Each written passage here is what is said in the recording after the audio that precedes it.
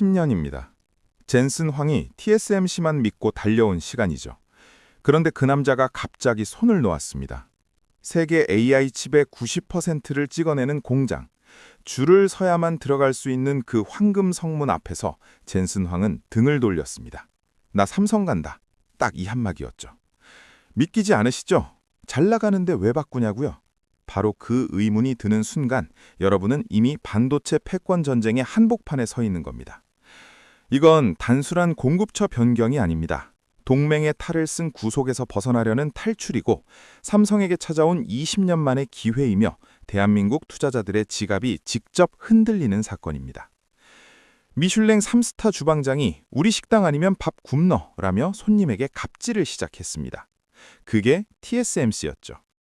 돈을 싸들고 가도 2년 기다려 라는 말이 돌아옵니다. 세상에서 가장 화려한 감옥이었습니다. 그런데 그 감옥의 창살을 부순 열쇠가 하필 삼성이었습니다. 수율 논란, 발열 논란으로 만년 2등 소리를 듣던 그 삼성이 조용히 칼을 갈고 있었다는 겁니다. 젠슨 황은 계산이 빠른 사람입니다. 그는 지금 두 거인을 경쟁시켜 최고의 패를 쥐려 합니다. 한쪽은 기술, 한쪽은 물량. 그 사이에서 웃는 건 언제나 판을 짠 사람이었죠. 문제는 삼성입니다. 이 수주가 도약의 발판이 될지 감당 못할 짐이 될지 아직 아무도 모릅니다. 그리고 그 결과는 코스피 차트 어딘가에 조용히 반영되고 있습니다. 그렇다면 젠슨 황의 이 기습적인 변심 뒤에는 어떤 무서운 계산이 숨어 있는 걸까요? 지금부터 그 냉혹한 속내를 하나씩 열어보겠습니다. 젠슨 황의 냉혹한 이별 통보. 비즈니스 세계에서 영원한 우정은 없습니다. 오직 영원한 이익만 있을 뿐이죠. 젠슨 황은 웃는 얼굴로 칼을 씁니다. TSMC와의 10년 밀월은 그렇게 숫자 하나로 끝났습니다. 회의실 안에서 무슨 말이 오갔는지는 아무도 모릅니다. 하지만 결과는 분명했죠. 엔비디아의 차기 물량 일부가 삼성으로 넘어갔다는 겁니다. 충격적인 건 타이밍이었습니다. 엔비디아 주가가 사상 최고치를 찍고 있던 그 순간에 일어난 일이었죠. 잘 나가는데 왜 흔드냐고요? 바로 그게 젠슨 황식 경영입니다. 정상에 있을 때 판을 바꾸는 사람이 결국 더 오래 정상에 남습니다. 무너지기 시작한 다음에 바꾸면 이미 늦은 거죠. 그는 TSMC에 이렇게 말한 겁니다. 너희 없이는 못 살 줄 알았지? 착각이야. 10년간 쌓아온 관계를 지렛대 삼아 더 유리한 조건을 뽑아내려는 계산이었습니다. 공급망은 곧 권력입니다. 한 곳에만 의존하는 순간 그 공급자가 갑이 되는 구조죠. 젠슨 황은 그 구조 자체를 무너뜨리려 했습니다. 이별 통보는 협박이기도 했습니다. 삼성도 된다는 걸 보여주는 것만으로 TSMC의 태도는 달라질 수밖에 없으니까요. 실제로 계약이 어떻게 흘러가든 이미 메시지는 전달된 겁니다. 냉혹하죠. 하지만 틀리지 않습니다. 이게 반도체 패권 전쟁의 민낯이라는 겁니다. 그렇다면 왜 TSMC는 이 지경까지 오게 됐을까요? 세계 최고의 공장이 어쩌다 고객에게 갑질을 하게 됐는지 그 구조적 이유를 지금부터 파헤쳐 보겠습니다. 황금 감옥이 돼버린 TSMC. 전 세계 AI 칩의 90%, 이 숫자 하나가 모든 문제의 시작입니다. TSMC는 너무 잘났습니다. 그게 문제였죠. 독점은 항상 공급자를 오만하게 만드는 법입니다. 2년치 예약이 꽉 찼습니다. 줄 서서 기다리라는 말이 나올 수밖에 없는 구조죠. 돈을 싸들고 가도 순서 있어요 라는 말이 돌아오는 겁니다. 젠슨 황 입장에서 생각해 보세요. AI 시장은 지금 이 순간에도 폭발적으로 커지고 있습니다. 칩이 없으면 납품이 늦고 납품이 늦으면 고객을 경쟁사에 빼앗깁니다. 완벽한 품질의 칩이 6개월 뒤에 오는 것보다 97점짜리 칩이 지금 당장 오는 게 더 가치 있는 시대입니다. 속도가 품질을 이기는 구조로 판이 바뀐 거죠. TSMC는 화려했습니다. 하지만 화려한 감옥은 감옥입니다. 창살이 금으로 만들어졌다고 해서 갇혀있는 사실이 달라지진 않죠. 엔비디아는 그 창살을 느꼈습니다. 공장 증설은 더디고 가격 역상력은 점점 줄어들었습니다. TSMC라 부르는 게 값인 세상이 된 거죠. 이 구조에서 탈출하려면 대안이 필요했습니다. 기술력은 TSMC보다 조금 부족하더라도 당장 물량을 댈 수 있는 파트너가 필요했죠. 그 이름이 삼성이었습니다. 삼성이 선택받은 건 운이 아니었습니다. 절박한 자가 절박한 자를 알아본 결과였죠. 하지만 삼성도 그냥 선택받은 건 아닙니다. 오랜 시간 조용히 갈아온 칼이 있었습니다. 그 칼이 얼마나 날카로워졌는지 지금부터 확인해 보겠습니다. 삼성 4나노, 만년 2등의 반란. 삼성 파운드리는 안 돼. 불과 2년 전까지만 해도 업계의 정설이었습니다.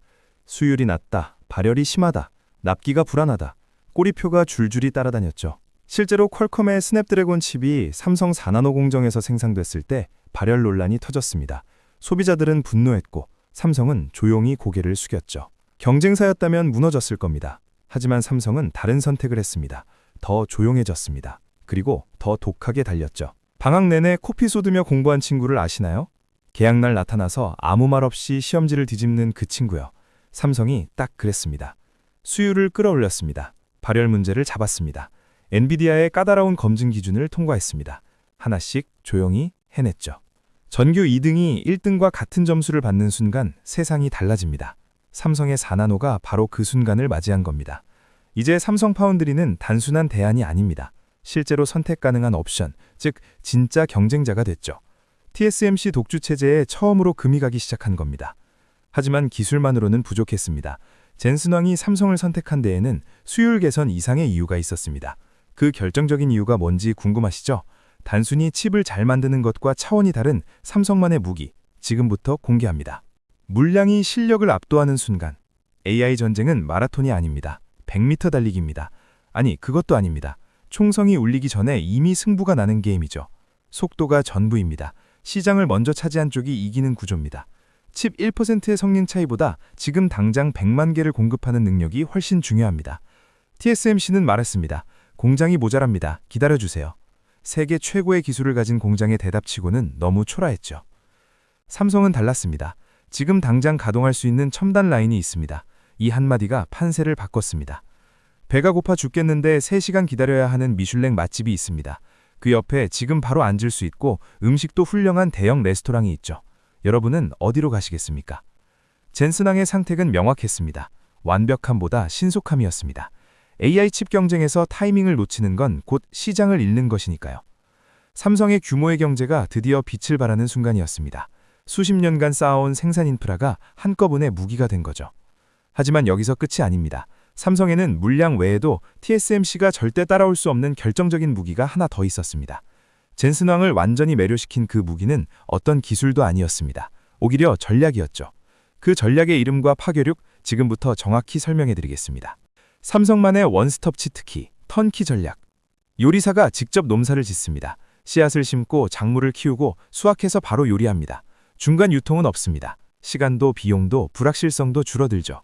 삼성이 딱 이 구조입니다. 파운드리도 삼성, 그 안에 들어가는 HBM 메모리도 삼성입니다. TSMC는 칩을 만들 수 있습니다. 하지만 메모리는 SK하이닉스나 마이크론에서 따로 사와야 하죠. 조달, 협상, 납기, 품질 관리까지 전부 따로따로입니다. 삼성은 다릅니다. 한 지붕 아래서 모든 걸 해결합니다. 이게 바로 턴키 전략이죠. 열쇠 하나로 문을 열면 완성품이 나오는 구조입니다. 젠슨 황 입장에서는 꿈같은 파트너였습니다. 여러 공급사를 조율하는 번거로움 없이 단 하나의 창고에서 전부 해결되는 거니까요. 시간이 줄어듭니다. 비용이 줄어듭니다. 리스크가 줄어듭니다. AI 칩 개발 사이클이 빨라질수록 이 장점은 기하급수적으로 커집니다. 성격 급하고 실행 속도가 빠른 젠슨 황에게 이보다 더 맞는 파트너는 없었습니다. TSMC가 기술로 승부한다면 삼성은 시스템으로 승부한 겁니다. 그런데 여기서 질문이 생깁니다. TSMC가 이 상황을 그냥 지켜만 볼 리 없습니다. 세계 최고의 파운드리가 가만히 당하고만 있을까요? 그들에게는 아직 꺼내지 않은 카드가 있었습니다. 삼성도 엔비디아도 아직 따라올 수 없는 영역, 바로 그 카드를 꺼내드는 순간이 왔습니다. TSMC의 반격은 조용했지만 파괴력은 핵폭탄급이었습니다. 그 이름은 2나노입니다. 제국의 반격, TSMC의 2나노 카드. 빼앗겼을 때 진짜 실력이 나옵니다. TSMC는 지금 그 실력을 꺼내들고 있습니다. 4나노 물량 일부를 삼성에 내줬습니다. 하지만 TSMC의 표정은 담담했죠.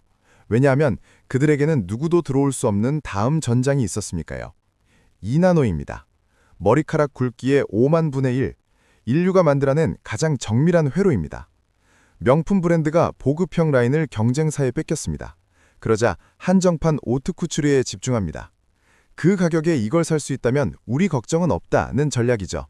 TSMC가 딱 그 길을 걷고 있습니다. 2나노 공정은 삼성도 인텔도 아직 양산에 성공하지 못했습니다. TSMC만이 그 문턱을 넘은 거죠. 기술 격차를 더 벌려서 따라오지 못하게 만드는 전략입니다. 애플이 이미 2나노 칩 생산을 TSMC에 예약했습니다. 엔비디아의 차세대 GPU도 결국엔 2나노를 필요로 하게 될 거죠. TSMC는 그 미래를 알고 있습니다. 삼성이 4나노에서 반란을 일으키는 동안 TSMC는 이미 다음 계단으로 올라가 있었습니다. 기술 전쟁은 현재가 아니라 미래에서 이기는 싸움이라는 걸 알고 있었죠. 하지만 TSMC에도 약점이 있습니다. 2나노 공장을 짓는 데 드는 비용은 천문학적입니다. 수율이 안정되기까지 시간도 걸리죠. 그 틈을 삼성이 파고들 수 있을까요? 두 거인의 싸움은 4나노를 넘어 2나노 그리고 1나노라는 미지의 영역으로 번지고 있습니다. 끝이 보이지 않는 기술 전쟁이 시작된 거죠. 그런데 이 전쟁의 결과는 단순히 기업들의 문제가 아닙니다. 지금 이 싸움이 여러분의 계좌와 직접 연결돼 있다는 걸 지금부터 말씀드리겠습니다. 개미들이 주목해야 할 돈의 흐름. 젠슨 황의 입 한마디에 수조 원이 움직입니다. 문제는 그 돈이 어디로 흐르는지 아는 사람이 많지 않다는 겁니다. 삼성이 엔비디아 수주했다는 뉴스가 뜹니다. 대부분의 개미 투자자는 삼성전자 주식을 삽니다. 하지만 그게 전부가 아닙니다. 반도체는 혼자 만들지 않습니다. 칩 하나를 생산하는데 수백 개의 부품, 수십 개의 소재, 정밀 장비가 필요합니다. 이 생태계 전체가 삼성 수주 하나에 출렁이는 거죠. 소재, 부품, 장비, 소부장이라고 부르는 이 영역이 진짜 낙수 효과의 수혜지입니다. 메인 뉴스 뒤에 숨어있는 진짜 수혜주들이죠. 공장 하나를 돌리면 세정 장비 업체가 움직입니다. 이칵 공정이 늘면 특수가스 소재 업체가 웃습니다. 패키징 물량이 늘면 기판 업체의 수주 잔고가 불어납니다. 차트를 보는 것보다 공급망을 읽는 게 먼저입니다. 주가는 결국 실적을 따라가고 실적은 수주를 따라갑니다. 수주는 지금 이 전쟁의 결과를 따라가죠. 문제는 타이밍입니다. 뉴스가 나온 다음 들어가면 이미 늦습니다. 구조를 이해한 사람이 뉴스보다 먼저 움직이는 법이죠. 젠슨 황의 다음 행보를 읽는 능력, 삼성과 TSMC의 경쟁 구도를 이해하는 시각, 이게 2026년 개미 투자자의 진짜 생존 전략입니다. 그렇다면 2026년 이 거대한 전쟁은 누구의 승리로 끝날까요? 삼성일까요? TSMC일까요? 아니면 전혀 다른 이름일까요? 마지막 장에서 그 답을 드리겠습니다. 하지만 그 답은 여러분이 예상하는 것과 전혀 다를 수 있습니다. 2026 AI 전쟁, 최종 승자는 누구인가? 승자는 공장을 가진 자가 아닐 수 있습니다. 기술을 가진 자도 아닐 수 있습니다. 판을 짠 자가 웃는 법이니까요. 젠슨 황은 지금 두 거인을 경쟁시키고 있습니다. TSMC와 삼성이 서로를 이기려 할수록 엔비디아는 더 유리한 조건을 얻습니다. 가격이 내려가고 납기가 빨라지고 기술이 올라가죠. 이게 자본주의의 냉혹한 구조입니다. 경쟁하는 쪽이 소모되고 경쟁을 설계한 쪽이 수익을 가져가는 구조죠. 하지만 삼성에게 이번 수주는 단순한 계약 이상입니다. TSMC 독주 체제는 깨질 수 없다는 불문의 유래, 처음으로 금을 낸 사건이니까요. 작은 균열이 댐을 무너뜨립니다. 삼성이 엔비디아의 신뢰를 한 번 얻으면 두 번째는 더 쉬워집니다. 세 번째는 더욱 자연스러워지죠. 반도체 판도는 그렇게 조용히 바뀌는 겁니다. TSMC도 멈추지 않습니다. 2나노로 격차를 벌리고 3나노 수율을 높이며 미국과 일본의 공장을 지어 지정학적 리스크까지 분산합니다. 제국은 쉽게 무너지지 않죠.